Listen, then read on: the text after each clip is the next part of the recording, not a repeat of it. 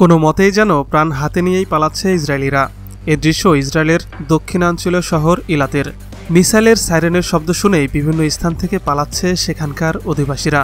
Hezbollah হামাসের পাশাপাশি Israel ঘায়েলে মাঠে আছে হুতিদের শক্তিশালী ব্যালিস্টিক মিসাইলও। সংগঠনটি জানিয়েছে বৃহস্পতিবার ইসরায়েলের ইলাতের সামরিক লক্ষ্যবস্তু সহ বিভিন্ন স্থানে ভয়াবহ ব্যালিস্টিক মিসাইল হামলা চালিয়েছে তারা। ইসরায়েলি সেনাবাহিনীর পক্ষ থেকে বলা হয়েছে, বৃহস্পতিবার শহরটিতে ব্যালিস্টিক মিসাইল হামলা চালিয়েছে হুতি বিদ্রোহীরা। এর মধ্যে বেসামরিক স্থাপনায় আঘাত হেনেছে একটি ড্রোনও। তবে ড্রোনটি কোথাকার এখনও নিশ্চিত হতে পারেনি কর্তৃপক্ষ। সেখানে অল্প ক্ষয়ক্ষতির প্রমাণ পাওয়া গেছে। হুতির সামরিক মুখপাত্র ইয়াহিয়া সারিয়া বলেছেন, ফিলিস্তিনিদের উপর ইসরায়েলি আগ্রাসনের প্রতিবাদে ইসরায়েলকে লক্ষ্য করেই এসব হামলা চালাচ্ছে তারা। ইসরায়েলি সামরিক বাহিনী জানিয়েছে, লোহিত সাগরের কাছে ইসরায়েলের ভূখণ্ডের দিকে উড়ে আসা একটি ক্ষেপণাস্ত্রকে বাধা দিয়ে ধ্বংস করেছে তাদের আকাশ প্রতিরক্ষা সিস্টেম। তাদের পেট্রিয়ট ক্ষেপণাস্ত্র সিস্টেম দক্ষিণাঞ্চলীয় নেগেভ মরুভূমিতে সন্দেহজনক একটি লক্ষ্যবস্তুকে বাধা দিয়ে ধ্বংস করেছে বলেও জানিয়েছে তারা।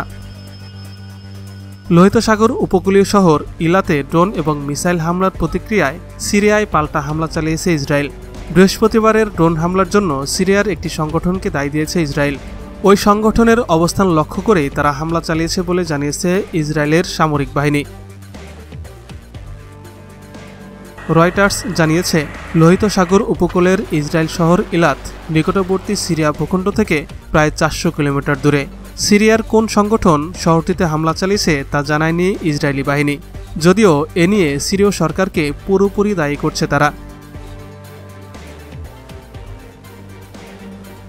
এদিকে নিজেদের দক্ষিণাঞ্চলীয় উপকূলের সুরক্ষা জোরদার করতে দেশটি লোহিত সাগরে নৌবাহিনীর উপস্থিতি বাড়িয়েছে। যুক্তরাষ্ট্র অঞ্চলটিতে নৌশক্তির উল্লেখযোগ্য সমাবেশ ঘটিয়েছে। চলমান পরিস্থিতিতে মার্কিন বিমানবাহী রণতরী, মেরিন এবং সহায়ক বহু জাহাজ সহ সামরিক সরঞ্জাম মধ্যপ্রাচ্যে জড়ো করেছে যুক্তরাষ্ট্র।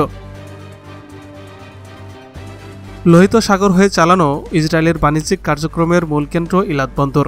ইসরায়েল ফিলিস্তিন সংঘাত শুরুর পর থেকে হামাস এবং হুতিরা ইলাতের দিকে বহু রকেট, ক্ষেপণাস্ত্র এবং ড্রোন হামলা চালিয়েছে। ইয়েমেনের উপকূলে মার্কিন সামরিক বাহিনীর একটি MQ-9 ড্রোন গুলি করে ভূপাতিত করেছে হুতিরা।